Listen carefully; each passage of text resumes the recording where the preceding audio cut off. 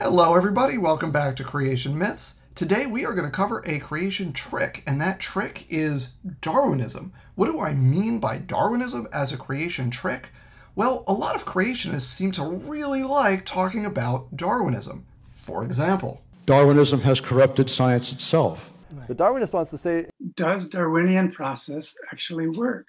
From a Darwinian worldview, or from a Darwinian standpoint. But when you go back to the root of what they're talking about, it's always mutation and natural selection as the driving forces for Darwinian evolution. The evolutionists, the Darwinists, say the Darwinians, that the Darwinian mechanism was vulnerable. So the Darwinian mechanism is simply natural variation plus natural selection. the Darwinists, both in and outside Baylor, got it shut down. The Darwinian view. That's what he and all the Darwinists think. People will claim, well, the Darwinian idea of evolution. It just takes an interpretation that doesn't immediately assume Darwinism. When I think of how do you falsify Darwinian evolution step by step, Telling you not in the light of what Darwin wants you to think or Darwinism wants you to think.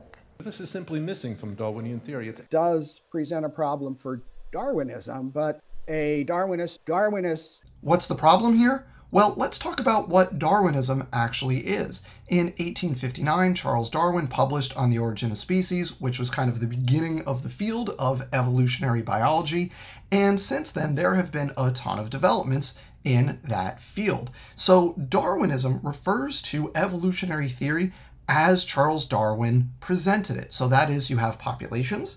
Within those populations, you have variation in the traits that you find. Those different traits are going to be inherited by subsequent generations, and you have natural selection operating on those populations, which is to say the traits that confer a fitness advantage, a reproductive advantage, are going to promote having more offspring, and therefore those traits are going to become greater in frequency over generations within the population. That's Darwinian evolution. But that is not the state of the field as I record this in 2021. Since then, there have been a ton of developments. For example, you have the modern synthesis of evolution. This kind of reworking of evolutionary theory started in the early 20th century and really matured in like the 1940s.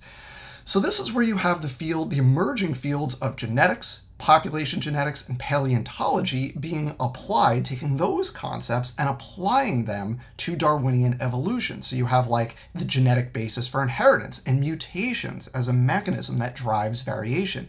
You have the fields of population genetics, so you can be quantitatively rigorous when you're looking at how traits change in frequency. You have the mechanisms and processes of speciation, and of course we can link all of this to the past via the field of paleontology.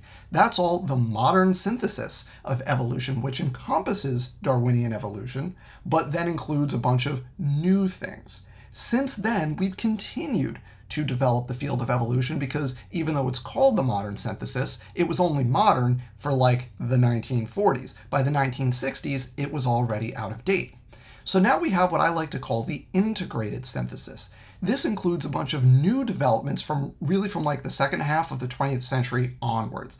So this is going to be stuff like neutral theory, the idea that most changes at the genetic level actually don't have a fitness effect. That started in like the 1960s kind of, and then it really matured in the 70s and 80s. You've got Evo-Devo, that's evolutionary developmental biology, plasticity, the idea that you could have phenotypic variation without underlying genetic variation. You've got the entire field of genomics and genome sequencing and all the related things like phylogenetics. You have multi-level selection, so you've got like Richard Dawkins and his selfish gene idea, and in contrast to that you have the idea of group selection, and people still argue about this stuff like right now in the present. You've got epigenetics, a whole other mechanism of inheritance, and then the idea that evolvability itself is a phenotype. All of this is to say that presenting Darwinism as representative of the field of evolutionary biology is nothing more than a straw man argument, right? So when creationists talk about Darwinism, they are not being honest about the field of evolutionary biology. So why talk about Darwinism at all?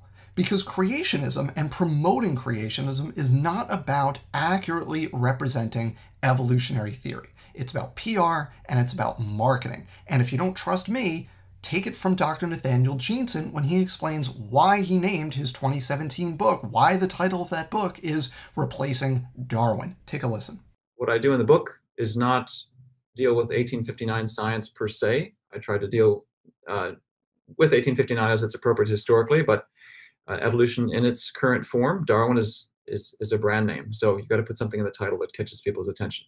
I think at the end of the day here, the idea is to have a boogeyman, right? You have to set something up as the big scary other, the enemy, the thing that is threatening, so then you can knock it down. And this is not a new way of like approaching criticizing evolutionary theory. This goes back to the earliest days of anti-evolution propaganda. This is a cartoon from 1871 showing Charles Darwin as a chimpanzee to kind of belittle his idea, right? So this approach is not new. So in conclusion, anytime a creationist invokes Darwinism or Darwinists, ask two questions.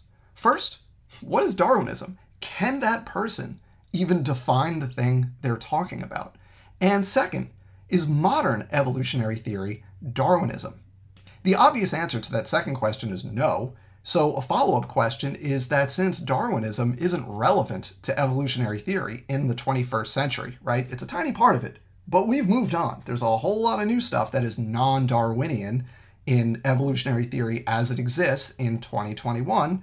Since that's the case, why are you still arguing against Darwinism? Do you not know any better? Or do you not care?